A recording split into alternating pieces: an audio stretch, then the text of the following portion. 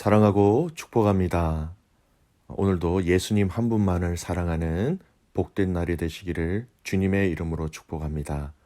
오늘은 감사함으로 살아가십시오 라는 제목으로 말씀을 나누겠습니다.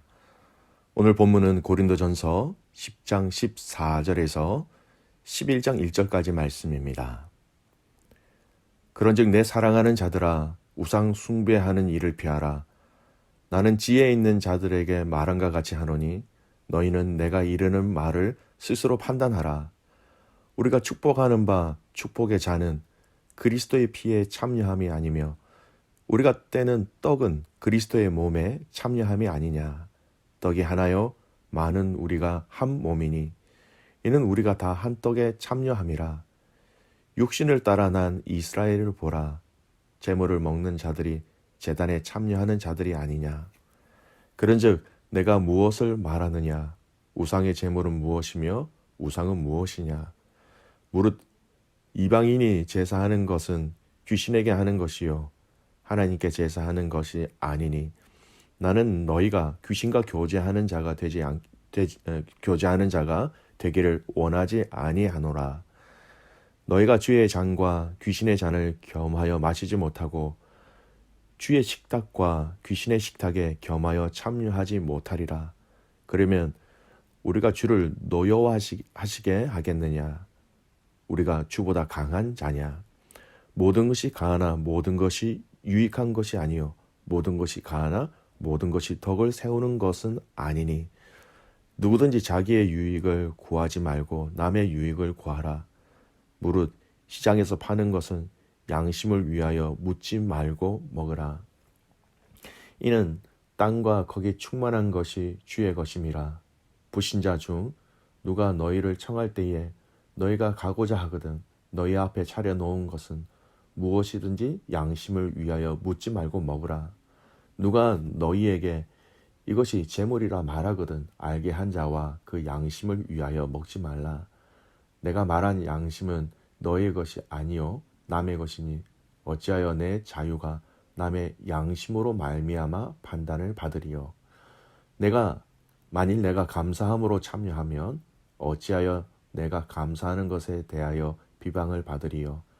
그런즉 너희가 먹든지 마시든지 무엇을 하든지 다 하나님의 영광을 위하여 하라. 유대인에게나 헬라인에게나 하나님의 교회나 거치는 자가 되지 말고 나와 같이 모든 일에 모든 사람을 기쁘게 하여 자신의 유익을 구하지 아니하고 많은 사람의 유익을 구하여 그들로 구원을 받게 하라. 내가 그리스도를 본받는 자가 된 것 같이 너희는 나를 본받는 자가 되라. 아멘. 저희는 고린도전서 말씀을 묵상하면서 이 고린도라는 도시의 배경의 특색을 살펴보았습니다. 그 당시 화려한 신전들이 많이 있었던 도시, 그리고 그 신전의 신들에게 제사를 드리는 일이 일상이었던 도시.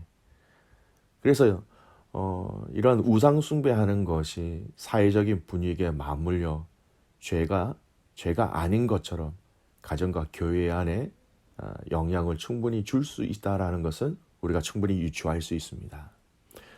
오늘의 말씀도 이러한 배경입니다. 그 당시 신전에서 우상 숭배를 하게 되면 두 가지 일을 하게 됩니다. 첫 번째가 무엇이냐면 그 신전에 있는 그 신들을 섬기는 제사장이라고 얘기를 하는데요. 창녀입니다. 몸을 파는 여자들과 동침을 하는 것이죠. 그런 성적 행위를 통하여서 그 신들이 그것을 보고 즐거워하고 기뻐해서 자신들이 기도했던 그 소원들을 잘 들어준다는 그 우상 숭배의 전형적인 모습입니다. 두 번째가 뭐냐면 이런 우상 숭배 행위를 마치고 나면 그들은 함께 모여 그 음식을 모여서 먹고 마시는 식사의 시간을 가진다라는 것이죠. 그래서 여러분, 고린도야라는 이 도시 안에서 우상을 섬긴다라는 것은요, 그 자체가 내가 신전에서 신들에게 엎드렸다는 그 자체가 이미 십계명을 기준으로 하면 세 가지의 큰 죄를 범하는 것이죠. 십계명의 1계명, 2계명을 어긴 것입니다. 다른 신을 내게 두지 말라, 내 앞에 두지 말라, 섬기지 말라, 절하지 말라. 1계명과 2계명을 어긴 것이고요. 두 번째는 이제 7계명입니다. 간음하지 말라라는 이 십계명의 말씀을 또한 저버리게 되는 것이죠. 그래서 그 당시 고린도 도시에서 우상을 섬긴다라는 것은 구약적인 기준으로 이 십계명의 1계명과 2계명, 7계명을 어기는 죄였습니다. 이러한 상황 속에서 바울은 이 고린도 교회 가족들에게 14절 이렇게 얘기합니다. 그런즉 내 사랑하는 자들아 우상 숭배하는 일을 피하라라고 얘기합니다.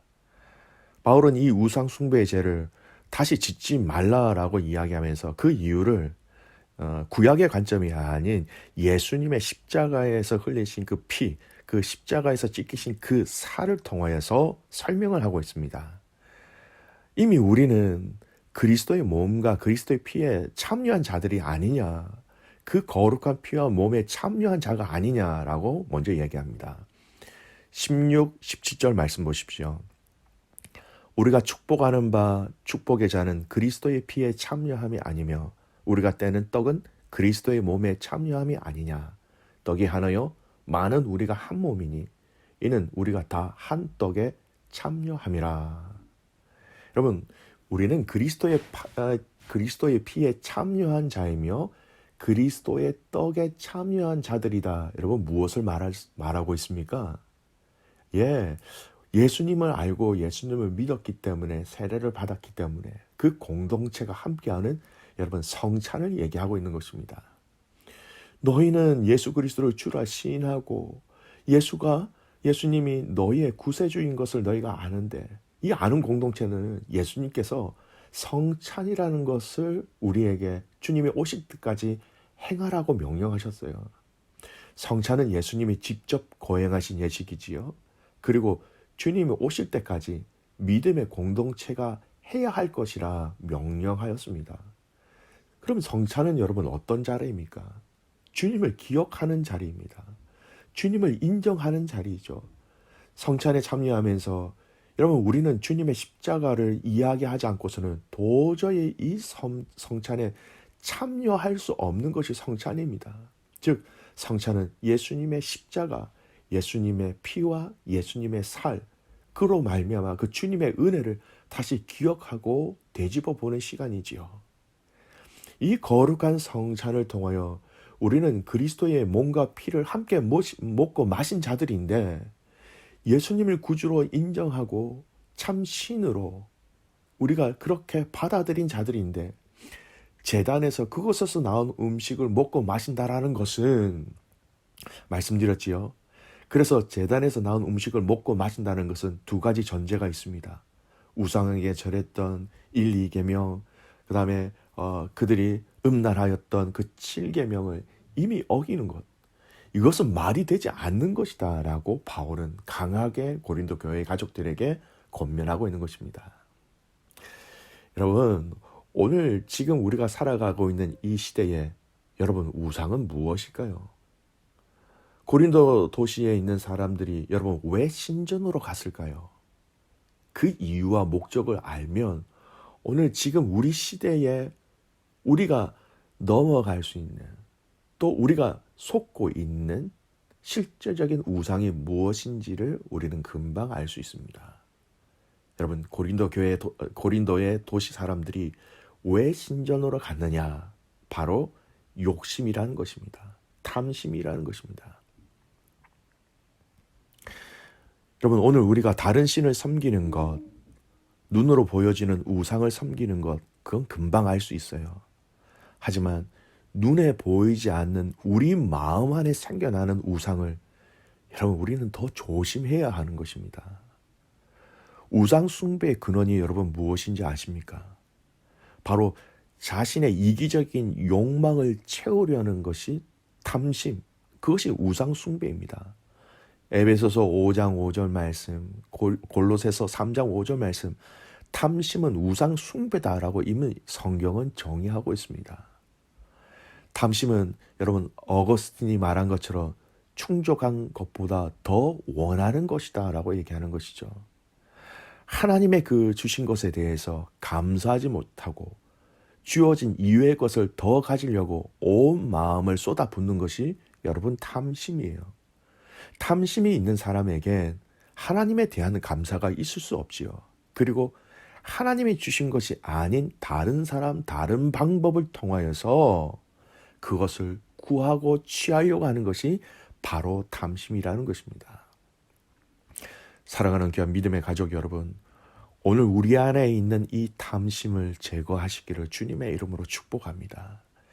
이 탐심의 마음을 제거하는 방법, 조금 전에 말씀드린 것처럼 주신 것에 대한 감사예요. 주신 것에 대한 철저한 감사. 이 철저한 감사에 대해서 우리의 마음과 우리의 생각이 허물어질 때, 여러분, 탐심이라는 것은 우리의 마음에 생겨나는 것뿐만 아니라 마음에 생겨진 그 탐심은 또한 우리를 행동하게 하는 아주 강력한 힘이 있기에 하나님과 점점 멀어지게 되는 것입니다. 예수님은 분명히 말씀하셨어요.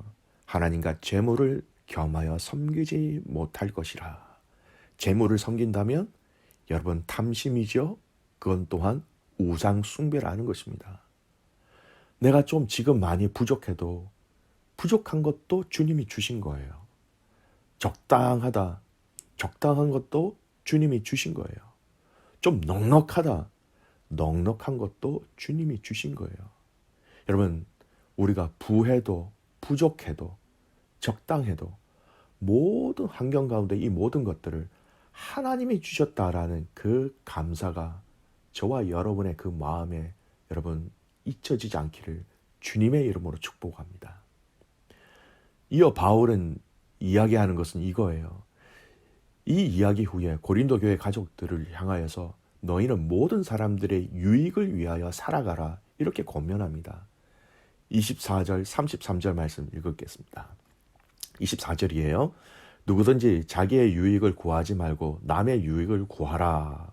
33절 말씀. 나와 같이 모든 일에 모든 사람을 기쁘게 하여 자신의 유익을 구하지 아니하고 많은 사람의 유익을 구하여 그들로 구원을 받게 하라라는 겁니다. 다른 사람들의 유익을 위한 사람, 그 유익을 다른 사람들의 구원이라 마지막 최종 목적을 얘기하고 있습니다. 여러분, 믿음의 사람들은요, 나 자신만을 위하는 사람이 아니라 다른 사람들을 위한 삶, 그 다른 사람들의 유익을 위한 삶, 그 다른 사람들의 유익의 마지막 최종 골은 바로 그들의 구원이라는 것입니다. 여러분, 탐심을 막아내는 마음 중에 하나가 여러분 감사였다 말씀드렸지요. 또 다른 그 마음이 있다면 다른 사람들을 위한 삶이에요.